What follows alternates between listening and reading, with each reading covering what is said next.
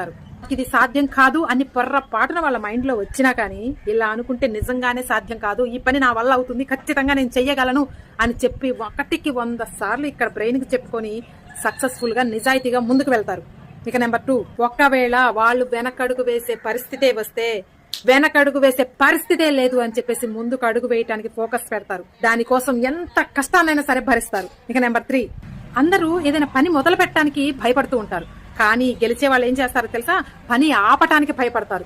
గెలుస్తామా ఓడతామా తర్వాత సంగతి, కానీ ప్రయత్నాన్ని మాత్రం ముందు మొదలు పెడతారు. ఇదే గెలిచే వాళ్ళకు ఉండేటటువంటి మెయిన్ లక్షణం. ఇక నెంబర్ 4, ఒకవేళ ఇలాంటి వాళ్ళకి ఓటమి అనేది తగిలిందనుకోండి, ఇదే నా లాస్ట్ ఓటమి, ఇక గెలిపే నాకు వచ్చేది అని చెప్పేసి ఆ గెలుపు కోసం ఇంకొంచెం ముందుకు అడుగులు వేస్తూ ఉంటారు. ఇక లాస్ట్ నెంబర్ 5, వీళ్ళు టైం ని అస్సలు వేస్ట్ చేసుకోరు. అది సక్సెస్ అయినా ఫెయిల్యూర్ అయినా కానీ ముందుకు అడుగులు వేస్తూనే ఉంటారు. కాలాన్ని తమకి అనుగుణంగా మార్చుకుంటూ ఉంటారు. ఒకవేళ ఫెయిల్ అయినా కానీ అందులో నుంచి గుణపాఠాన్ని